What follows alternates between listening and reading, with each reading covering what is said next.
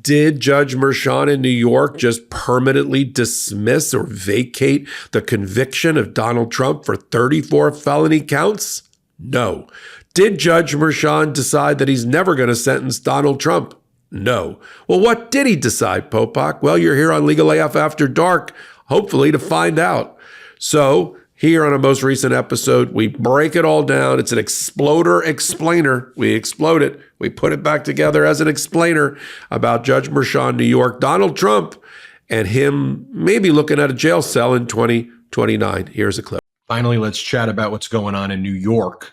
Some interesting developments this past week. I mean, obviously, in terms of the sentencing, I think both the district attorney's office and Trump's lawyers were all not, the last sentencing date being pushed off. But in terms of this motion to dismiss the charges against Donald Trump, were you surprised, Michael Popok, that Justice Merchan is going to, hear this and rule on it in December? I mean, there will be a ruling on this, and that ruling will go through the Supreme Court's decision on absolute immunity, and it will go through all the facts of this trial. It'll be interesting to see what Merchan does. What do you think about this? I want to rewrite the headline that corporate media put out there, which is Donald Trump will never see it inside of a jail cell. Merchan has postponed it indefinitely, focusing on this one word that he put, which only in New York, where I practice, only means I'm not going to reschedule it for the time being. It doesn't mean it's killed. It doesn't mean it ended. Let me bring everybody up to speed quickly. There was a motion to dismiss that Donald Trump filed a long time ago on immunity, claiming that even though almost the entirety of the crime that he was convicted of, the Stormy Daniels hush money cover-up election interference mouthful of a criminal case, where 12 jurors, fair and impartial in New York, convicted him of 34 counts of felony counts of crimes. The question was whether any of that he was immune under the presidential immunity decision from last July. How could he be? Most people would say, because almost the entirety of the crime, the actual payoff, took place before he was president. That was the point, to interfere with the election to beat Hillary Clinton. The payback to Michael Cohen of the money, some of it happened while he was in office, but that's not the crime. The crime is the payoff. And so that had been fully briefed, that issue of immunity. And we were expecting on the 12th of November, Merchan to issue his ruling, because he said he was. All of a sudden, the weekend before, Donald Trump, after the election, decided to approach the Manhattan DA's office and say, we're going to file a new motion because our guy just got elected. We don't know what to call it yet. Maybe the interest of justice motion. I'm not making this up. This is what they called it. Because, president-elect, and he can't be interfered with either, and president-elects can't be sentenced, and, no law for that, no constitutional provision for that, and immunity. And, it's like kitchen magnet poetry. It's just words that they throw out, and they, with no case law, no analysis in these letter briefs, which is scary because the guy that writes these letters is the guy that's going to be the number 2 in the Department of Justice, Todd Blanche. But, listen, he's been successful to a certain degree so far. So the Manhattan DA said, you're going to file another motion? I'm going to talk like a New Yorker now. Yeah, you want a piece of me? You're going to file another motion on this other thing? All right, what do you want to have happen? Well, we don't want him to issue the immunity decision yet. Okay. So they joined together and said to the judge, put a pin in you're about to issue it, but don't issue it. We want a week. This was the Manhattan DA. We want a week because of the unprecedented circumstances, everybody using the same phrase out of Jack Smith's toolbox, to come back to you about what our position is about any and all of this. If it changed, did the world change on November 5th or didn't it? When it comes to this case and this post-conviction, pre-sentencing event. And they said, fine. Judge said, fine. I was about to issue it, but I won't issue it. And then we got the competing filings on the 19th and the 20th of November, which was the Manhattan DA saying, look, we got the solution. You've got to do competing balancing act here, Judge. We understand it. On the one side, you've got the interest of public justice. A jury has spoken, and they need to be respected. On the other hand, you've got the office of the presidency, not Trump, but the office of the presidency and the president-elect issue. And you got to balance it. We got the solution. Just delay for now. That was the Manhattan DA's recommendation. Just delay, give them briefing on their new motion, whatever it is, so the record is clear. But do it quick. First week in December, that's the briefing. Everybody does it. You make your ruling before the inauguration, and then we agree to postpone sentencing to allow these substantive issues to be resolved through appeal. The other side, as expected, demanded the immediate dismissal of the convictions, which is not even a thing. They were moving to vacate, which is the right term, and overturn the convictions because Donald Trump had the fortune, and we had the misfortune of him being elected and was now president-elect. He's not actually president-elect yet, by the way. We know when that is. That's on Jan 6th, but we know where this is going. And so the first line in their letter to the judge was, dismiss immediately. And their last line was, dismiss immediately. And so the judge had these two competing papers. And so what he ruled was what I said he was going to rule on one of my hot takes on Legal AF, which is he was going to adopt the Manhattan DA's very thoughtful, very sober way to handle this, including the briefing schedule deadline. Because Donald Trump was like, we'll get around to it. Maybe the end of December, we'll give you a motion. Yeah, no. Here's what the judge ruled.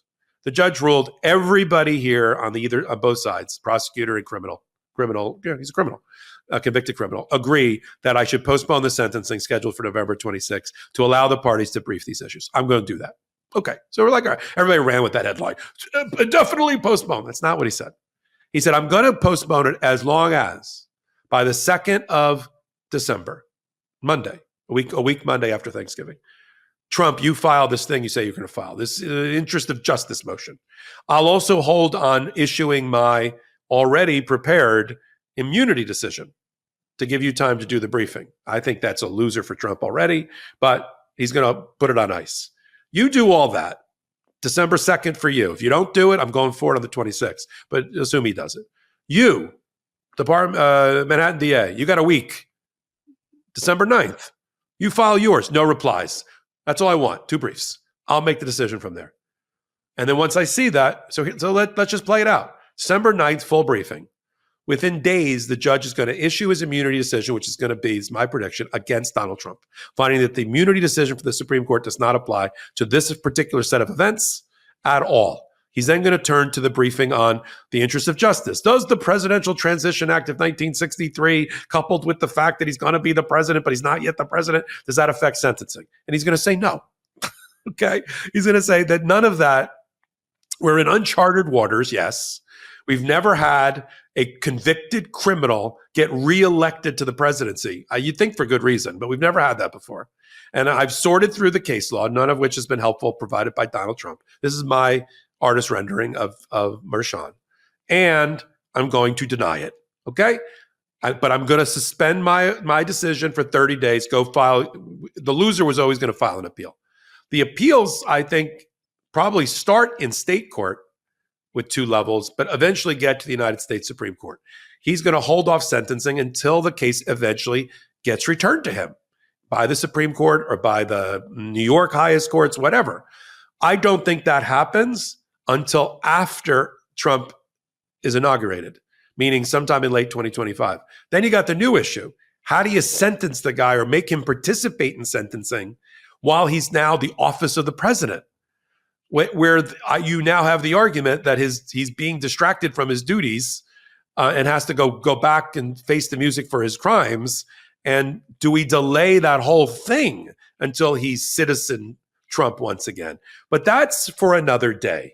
So everybody that ran with, he'll never see the inside of a jail, I'm not so sure about that. In fact, I think he will get sentenced because what I'll leave it on this, Ben. What the Manhattan DA said, which is so right, is all we're talking about is a temporary condition. They called it a temporary immunity at best. In other words, it's like a virus you get over the weekend. Eventually it clears. The temporary immunity is he won't be president forever. And when he stops being president, he stops having any of the trappings of the presidency, including immunity. Sentence him then. Make him serve his time then. Because the Manhattan DA is not, just to tamp down on the enthusiasm in our chat, the Manhattan DA is not going to make him serve jail time or argue that while he's president. But when he's not president in 2029 and he's 82 years old or whatever he is, that's a whole different story. That's how I read out what just transpired with all of the of all of the briefings and Judge Merchan's ruling. Welcome back. All things legal AF. Are you interested? Great. Let me tell you how to do it. Here on the MeidasTouch Network, we got hot takes that I do at the intersection of law and politics, and we've got the podcast, Legal AF, every Wednesday and Saturday at 8 p.m. Eastern Time on this YouTube channel, and then in audio podcast platforms of your choice. But that's not all. I feel like I'm an infomercial salesman. That's not all, folks. We also have the Legal AF YouTube channel that I'm the chief curator for. Legal AF MTN from MeidasTouch Network. Of course, find us there. We're doing 6, 7, 8 videos a day, special, unique content. Court accountability action is over there with us as well. I think you'll really enjoy what we're doing over on Legal AF, the YouTube channel. Also, I'm doing Popok Live. Sounds interesting. Sounds sexy. It's on Tuesdays at 8 p.m.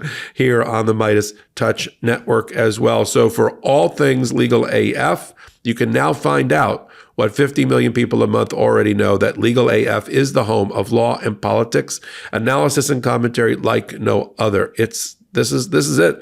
This should be your home for all that type of stuff, and I appreciate you being here. So until my next reporting on my next All Things Legal AF, I am Michael Popok. In collaboration with the MeidasTouch Network, we just launched the Legal AF YouTube channel. Help us build this pro-democracy channel where I'll be curating the top stories, the intersection of law and politics. Go to YouTube now and free subscribe at Legal AF MTN. That's at Legal AF MTN.